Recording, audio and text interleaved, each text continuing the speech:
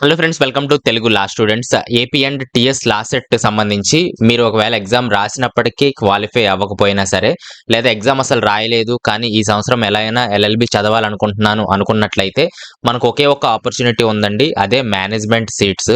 ప్రతి కాలేజీలో కూడా వారికి మేనేజ్మెంట్ సీట్లు అందుబాటులో ఉంటాయి. అంటే ప్రైవేట్ అన్ని కాలేజెస్లో, గవర్నమెంట్లో ఉండవు. ప్రైవేట్ అన్ని కాలేజెస్లో ఆంధ్రప్రదేశ్, తెలంగాణలో ప్రతి కాలేజీలో కూడా ఉంటాయి. మీరు ఏం చేయాలంటే డైరెక్ట్గా కాలేజ్ దగ్గరికి వెళ్ళి ఫీ ఏంటనేది మీరు కనుక్కోవాలి. ఒకవేళ ఫీ ఓకే అయినట్లయితే మీరు జాయిన్ అవ్వచ్చు, లేకపోతే మరొక కాలేజ్ మీరు ట్రై చేయొచ్చు.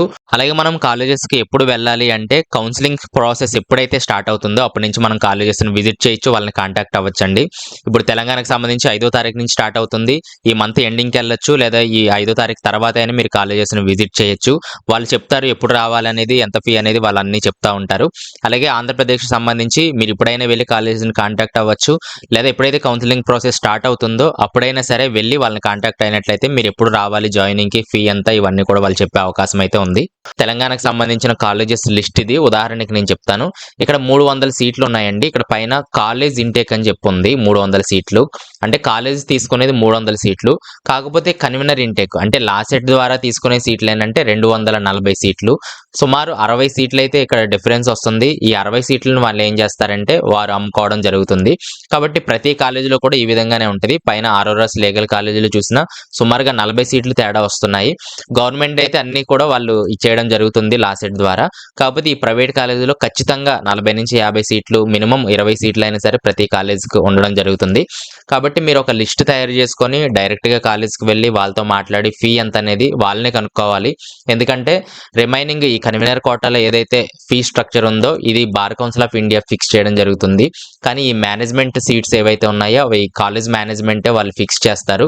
ప్రతి సంవత్సరం కూడా మారే అవకాశం అయితే ఉంది. కాబట్టి మీరు డైరెక్ట్గా కాలేజీని కాంటాక్ట్ అవ్వాల్సి ఉంటుంది.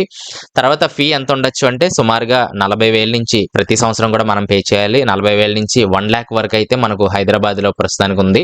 అలాగే ఆంధ్రప్రదేశ్లో కూడా సుమారుగా 40,000 నుంచి 70,000-80,000 దాకా మనకు సంవత్సరానికి ఫీ అయితే అడుగుతున్నారు మేనేజ్మెంట్. ఎవరైనా తెలిసిన వాళ్ళు ఉన్నట్లయితే, రికమెండేషన్స్ ఉన్నట్లయితే మీరు యూస్ చేసుకోవచ్చు. ఇక్కడ తగ్గే అవకాశం అయితే ఉంది.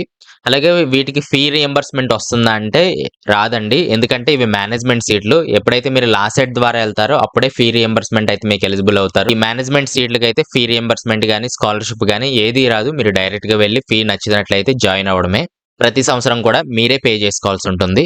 అలాగే కాలేజెస్ లిస్ట్ కూడా నేను చేయడం జరుగుతుంది. ఇక్కడ నుంచి తెలుగు లా స్టూడెంట్స్ .in లో నుంచి మీరు కాలేజెస్ లిస్ట్ ఇవన్నీ కూడా డౌన్లోడ్ చేసుకోవచ్చు. అలాగే నేను వీడియోస్ కూడా చేస్తున్నాను. వాటిని బట్టి ఏ కాలేజ్ మనకు అందుబాటులో ఉంటుంది, ఏదైతే బాగుంటుందో అక్కడ మీరు సెలెక్ట్ చేసుకోవచ్చు. సాధ్యమైనంత వరకు మనం చాలా కాలేజెస్ లో అటెండెన్స్ కూడా మేనేజ్ చేసుకోవచ్చు. ఒకవేళ లాసెట్ ద్వారా వెళ్ళినట్లయితే 70-75% అటెండెన్స్ అయితే వాళ్ళు చూడడం జరుగుతుంది. అప్పుడే రియంబర్స్మెంట్ మీకు రిలీజ్ చేయడం జరుగుతుంది. లేకపోతే వాళ్ళు ఆపేస్తారు. ఈ మేనేజ్మెంట్ సీట్స్ కి అలాంటి రూల్స్ ఏమీ లేవు కాబట్టి కొంచెం మీరు మేనేజ్ చేసుకున్న పెద్ద ప్రాబ్లం అయితే ఉండదు.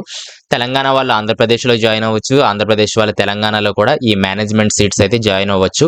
సో దీనికి సంబంధించి ఏదైనా కామెంట్స్ ఉంటే కింద కామెంట్స్ లో అడగండి. రిప్లై ఇవ్వడానికి అయితే ట్రై చేస్తాను. ఏమైనా మర్చిపోయినట్లయితే నెక్స్ట్ వీడియోలో కవర్ చేయడానికి ట్రై చేస్తాను. నెక్స్ట్ వీడియోలో మళ్ళీ కలుస్తాను. Thanks for watching.